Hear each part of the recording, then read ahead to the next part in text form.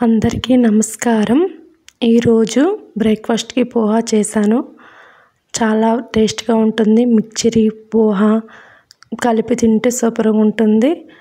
పెరుగుతో తింటే ఇంకా టేస్ట్గా ఉంటుంది. ఇప్పుడు దానికోసం ఆయిల్లో సన్న పలుకులు, జీడిపప్పు వేయించుకోవాలి. జీడిపప్పు లైట్గా వేగితే సరిపోతుంది.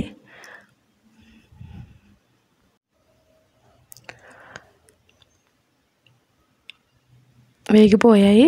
జీడిపప్పు తీస్తున్నాను. ముందుగా వేయించుకున్న జీడిపప్పు, సన్న పలుకులు,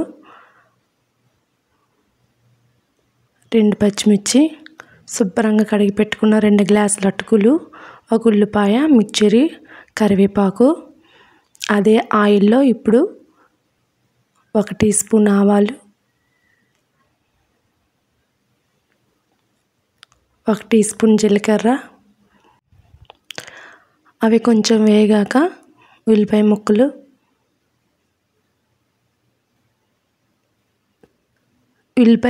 లైట్గా వేగితే సరిపోతుంది. ఒక చెక్క నిమ్మరసం ఉండాలి. పచ్చిమిర్చి వేసుకోవాలి. ఒకసారి కలుపుకోవాలి.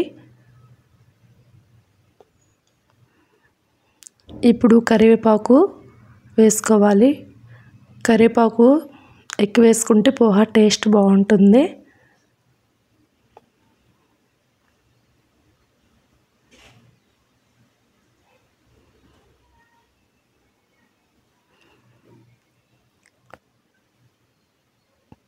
ఇందులో పసుపు, 1 టీ స్పూన్ పసుపు,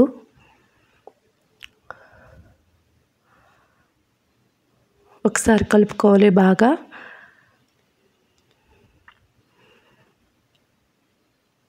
ఇలా సిమ్లోనే వేయించుకోవాలి. ఉల్లిపాయలు, కరివేపాకు మొత్తం సిమ్లో పెట్టుకొని వేయించుకోవాలి.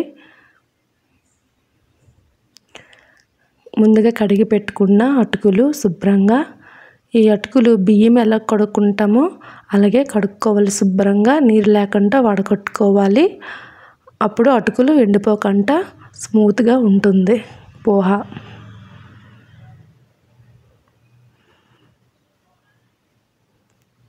ముందుగా వేయించుకున్న శనగ పలుకులు, జీడిపప్పు వేసుకోవాలి. ఇందులో వేసుకొని మొత్తం శుభ్రంగా బాగా కలుపుకోవాలి.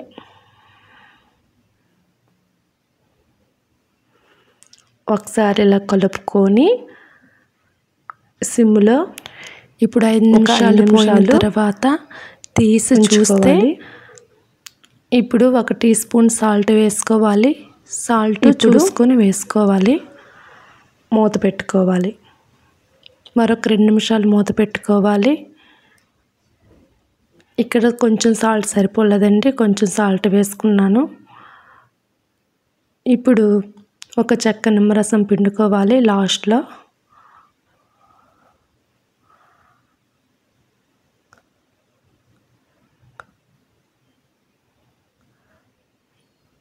ఇప్పుడు శుభ్రంగా కడిగి పెట్టుకున్న కొత్తిమీర గుండగా కట్ చేసుకొని 2 స్పూన్ల వరకు వేసుకోవాలి. కొత్తిమీర వేసుకొని శుభ్రంగా కలుపుకోవాలి.